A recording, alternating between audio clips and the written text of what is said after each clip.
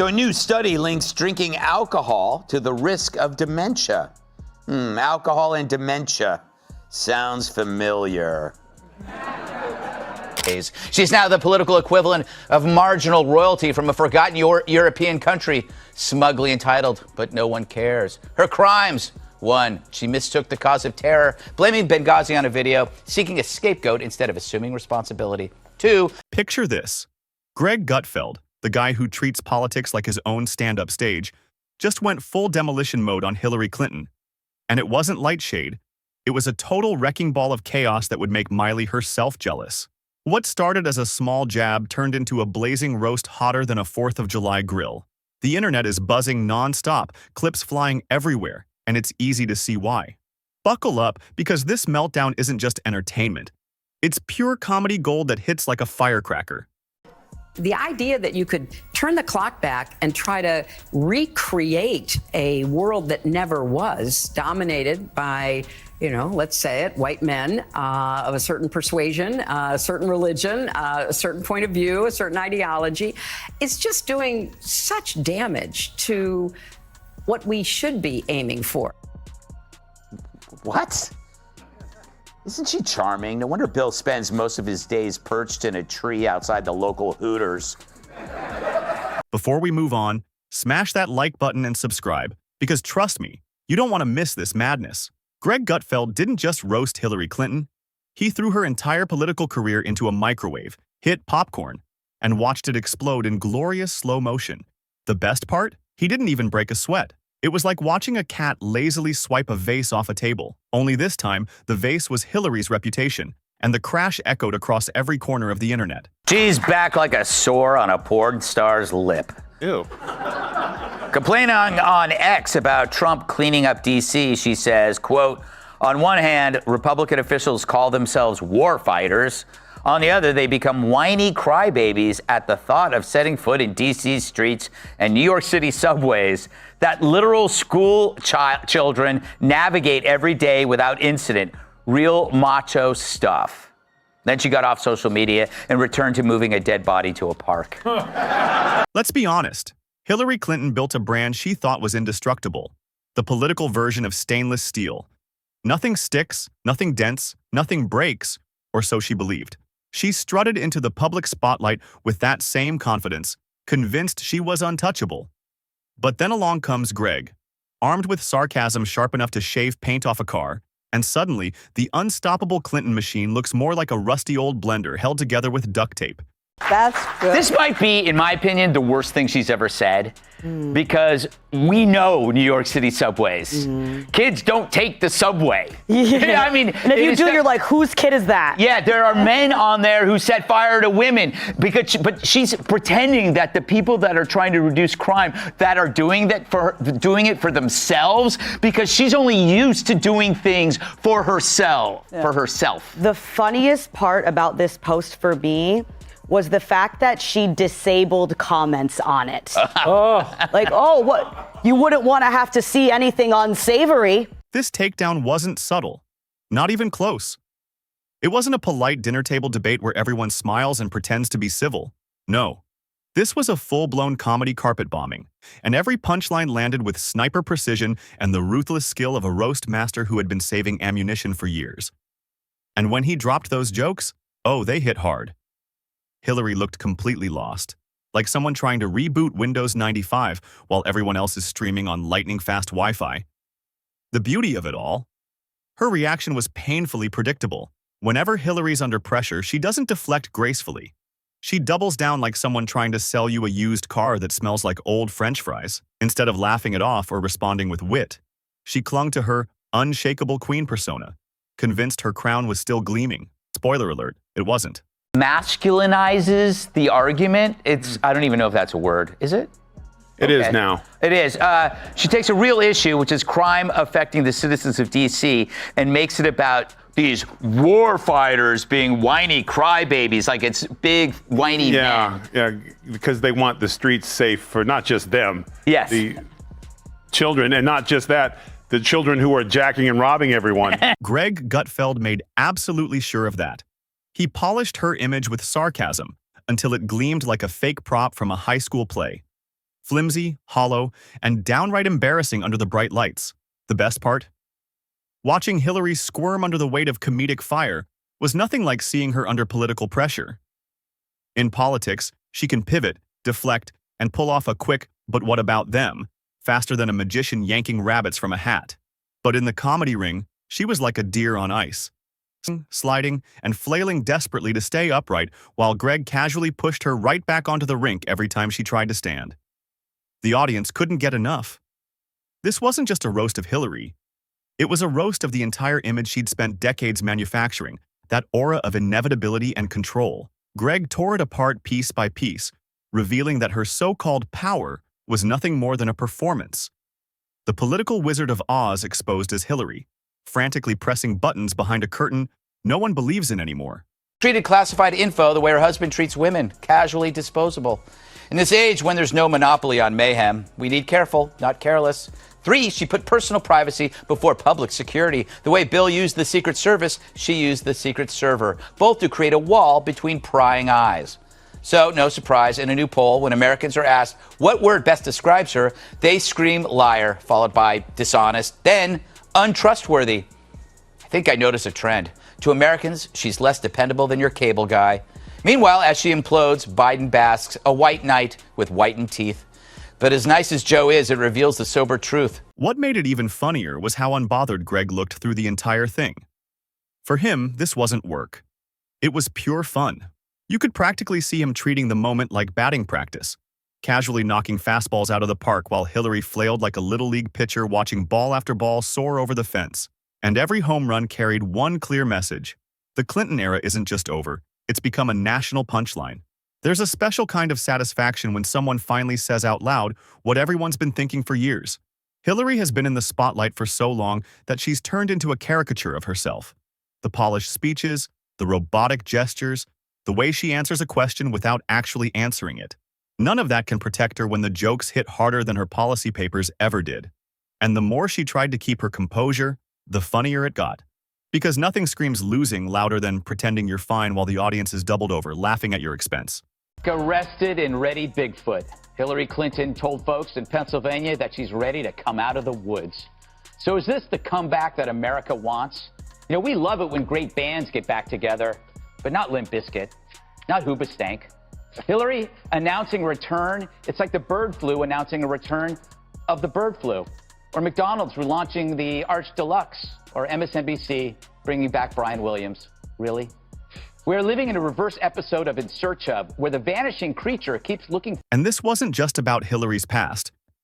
It was about her future, too. Greg painted her as the ghost of political failures past, haunting the present with outdated ideas and a tired persona. The image of Hillary, endlessly clawing for relevance, became pure comedy gold. At some point, she stopped being a political powerhouse and turned into a recurring cameo. Like that TV character the writers refused to write off, even though the storyline ended 3 seasons ago. What sealed the destruction was how effortlessly Greg made her the punchline of a joke she didn't even realize she was in. She wasn't debating, she wasn't rallying. She was standing there, completely unaware, while Greg turned her into a comedy prop. It's the kind of humiliation that burns deeper because it's wrapped in laughter. You can fight an opponent or challenge a critic, but you can't argue with a crowd that's laughing at you. Clips went viral, memes exploded, and soon Hillary Clinton wasn't trending for her speeches or her policies. She was trending because Greg Gutfeld handed her a public defeat that no press release or PR team could ever polish away. She was roasted, obliterated, and utterly dismantled. Pick your adjective, they all fit. Hillary plays won't go away. She's the Yeti who wouldn't leave. Well, unless, of course, she's running for office. Then she disappears. But she announced she's back in Lackawanna, Pennsylvania. True, she did beat Trump there, but he won the entire state. And she lost it because she was MIA. She thought she had it in the bag. So now she says, hey, you'll be seeing a whole lot more of me. That's the worst thing a loser can say. It's like Rachel Maddow holding up a wad of old government forms she found in a dumpster behind Trump Tower and saying, hey, you'll be seeing a whole lot more of. And the irony is almost poetic. Hillary Clinton has always despised being the punchline. She spent decades trying to control the story, carefully curating an image of competence and poise. But the moment Greg stepped onto the stage, that control vanished into thin air. He didn't just mock her, he rewrote her role in real time, transforming her from the self-proclaimed queen of politics into the court jester of her own downfall. The laughter wasn't just noise, it was realization that Hillary's days of commanding respect and fear might finally be over. If you can't survive a comedy takedown without looking like yesterday's leftovers, how can you possibly remain relevant in today's cutthroat political arena? Greg Gutfeld didn't just destroy Hillary Clinton. He stripped away the illusion that she was still untouchable. Once that illusion shattered, all that was left was the cold truth. Hillary thrives in rooms where the mood is stiff and serious, where every word feels like history in the making. But once the laughter breaks through that facade, the whole act collapses faster than a bad Broadway show after opening night. 5 days left is the proverbial poop hitting the fan. You just heard Brett Baer on the latest news, but will it make a difference? What if the emails found on Weiner's laptop did come from Hillary's server? And what if there were new discoveries that actually had classified info? One of Baer's sources claims that Hill's server had been hacked, as he said before, with information stolen by at least 5 foreign intel agencies. If this is true, how will Hillary beat this rap? With this rap by her pal? Greg spotted that weakness instantly. Like a cat that finds the one fragile thing in your house to knock over. He didn't just mock her record. He went after her entire presence. The outdated confidence of someone who still believes it's 1996 and she's untouchable. Watching Hillary react was priceless, like someone who accidentally joined the wrong Zoom meeting but is too proud to admit it. So they sit there pretending it's exactly where they meant to be. The funniest part? Her reactions were completely predictable. When under fire, her playbook never changes. Ignore, deflect, and repeat the same talking points until everyone forgets what the question was. But comedy doesn't wait for spin. It's raw, it's instant, and Greg was fully armed with punchlines sharper than any campaign attack ad. They hit harder too, because they weren't coded in political jargon. They were simple, direct, and devastatingly funny. Hillary's trademark blend of arrogance and fragility was on full display. She wanted to look strong, but the irritation beneath the surface told another story. Greg magnified it for the world to see, exposing not just the politician but the person who absolutely hates losing. Every joke was a reminder of her long struggle to escape the political graveyard, and every smirk from Greg reminded us that no matter how many times she tries to reinvent herself, it always ends the same. Another awkward chapter in the endless Clinton comeback saga. She must be working for Trump. Seriously, that is so bad it could turn Chelsea Clinton into a never Hillary. And sorry, Lena, the gender card has been so played out, it's falling on deaf, pierced ears. Look, if you already hate Hillary, this new stuff isn't going to change a thing. And if you already hate Trump, this isn't going to make you love him. Battle lines are drawn, nothing sticks. But it seems like the truth is now the bull in Hillary's china shop. Remember, Nixon was pretty cocky too, up until he wasn't. Events are now dictating the... And the best part? The audience laughed even harder because buried inside Greg's jokes was a harsh truth. Hillary is still trying to play a game that everyone else stopped watching years ago. She's the political equivalent of a MySpace page, once iconic, now mostly embarrassing. Sure, she can act like she's still relevant, but the internet never forgets, and Greg made sure to remind everyone. He waved those metaphorical receipts around like a magician pulling endless scarves from a hat. And her reaction? Classic Hillary. No humor, no wit, no grace under fire. Greg thrived on it. Every flicker of irritation on her face was pure fuel for his fire, and he kept doubling down, knowing full well her inability to laugh at herself only made every punchline hit harder. It became a masterclass in comedic domination. Not cruel, but sharp enough to expose how ridiculous power looks when it takes itself too seriously. Because let's be honest, Hillary Clinton has always wanted to be the main character. In her head, history is her movie and she's the star. But in Greg's world, she was rewritten as the comic relief, and the audience couldn't get enough of the irony. Will her new foreign policy class change minds that she's a horse's ass? This week, Columbia University shared a video promoting a new course that's co-taught by Hillary Clinton.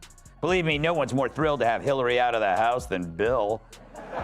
Speaking of Bill, if you're a lady who is a solid 8 or above, he'll tutor you for free.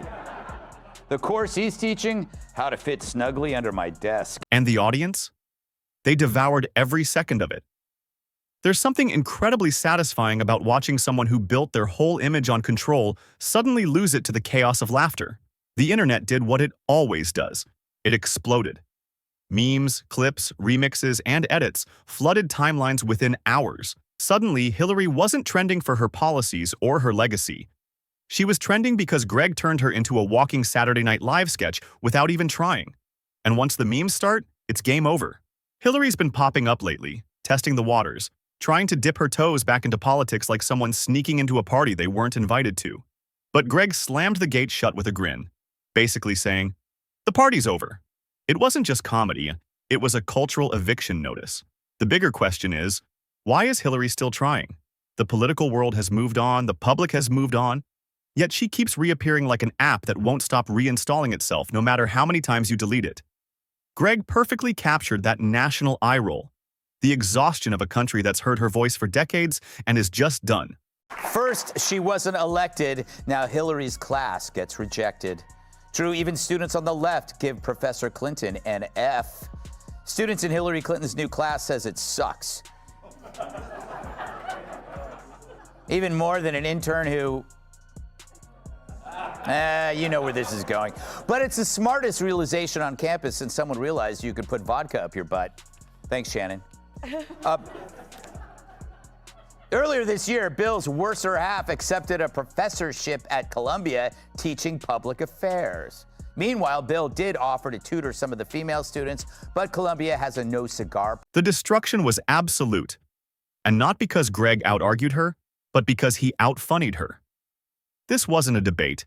It was a knockout punch delivered through laughter. He reminded everyone that power only works when people take you seriously.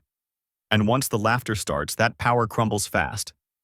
Hillary's entire brand depends on seriousness, on gravitas, on the illusion that she's inevitable. But Greg popped that illusion like a balloon at a kid's party, leaving nothing but echoes of laughter bouncing around the hollow shell of her image. And here's the brutal truth. Once you become funny for the wrong reasons, there's no way back. You can recover from a scandal or a political loss, but once the world starts laughing at you instead of listening to you, the damage is permanent. Comedy has become the great equalizer. It spares no one, and those who can't laugh at themselves are doomed to become the punchline. Hillary just happened to be the latest and most high-profile casualty of that truth. For passing her wisdom on to the next generation on everything from fraudulent land deals to unflattering pantsuits. Meanwhile, students were promised empowering lessons by one of America's biggest losers. After all, who else can teach them how to delete emails and destroy evidence, while also learning how to destroy Libya? But turns out the class is just a bunch of ego-worshipping drivel in front of an audience, unlike her show on Apple TV, which was ego-worshipping drivel without an audience. One disappointed student described her first day as a swarm of several hundred people, a sea of cameras, Secret Service personnel. Sounds like every time Joe makes a boom boom. But here's the kicker. Deep down, Hillary probably thought she could handle it. After all, she's faced world leaders, scandals, and investigations. Surely one late-night comedian couldn't shake her, right? And that's where the tragedy lies. She completely underestimated the power of comedy. She thought she was walking into a typical political moment where she could dodge, pivot, or stonewall her way through. Instead, she stepped straight into a buzzsaw of sarcasm and walked out with nothing but bruises and memes. Meanwhile, Greg Gutfeld walked away grinning, the undisputed victor of a battle Hillary never should have entered. He didn't just destroy her in the moment. He reminded the world that comedy will always outlast politics. Politicians fade, policies change, but jokes live forever. And now, Hillary Clinton has become one.